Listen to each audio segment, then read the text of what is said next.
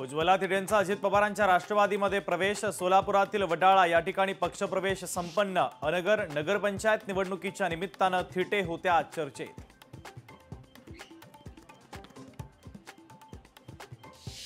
राणीच्या बागेमुळे महापालिकेला मोठा महसूल। यावर्षी 8,44,83,000चा महसूल प्राप्त। यंदाही लाखो पर्यटकांनी दिली राणीच्या बागेला भेट। सोने आणि चांदीच्या भावात चढ उतार। 24 कॅरेट सोन्याचा भाव 1,26,000 रुपये प्रति 10 ग्रॅम इतका, तर 1 किलो चांदीचा भाव 1,59,000 रुपयांवर।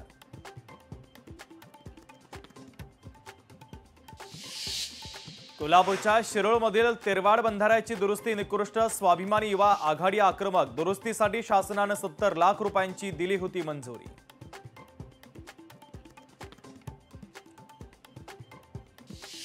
बंडू आंदेकर आणि शिवम आंदेकरला पोलीस कोठडी। 20 कोटींची खंडणी उकळल्याबद्दल गुन्हा दाखल, तर मकोका कोर्टाने 28 नोव्हेंबरपर्यंत सुनावली पोलीस कोठडी।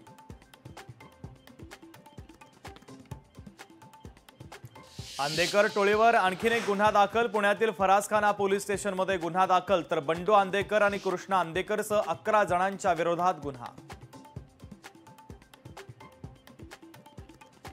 हरियाणामध्ये नंबर प्लेटची 1,17,00,000 विक्री। सोनीपतमध्ये कारच्या नंबर प्लेटची 1.17 कोटींना विक्री।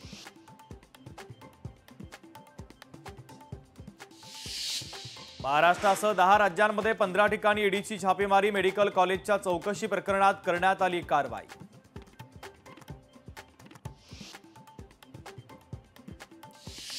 टीएटी आणि सेट पेपरफुटीच्या तपासासाठी पोलीस पुण्यामध्ये दाखल। प्रश्नपत्रिका पुरवणाऱ्या रितेश कुमारचा शोध सुरू। कोल्हापूर पोलिसांकडून प्रकरणाच्या मुळाशी जाण्याचा प्रयत्न।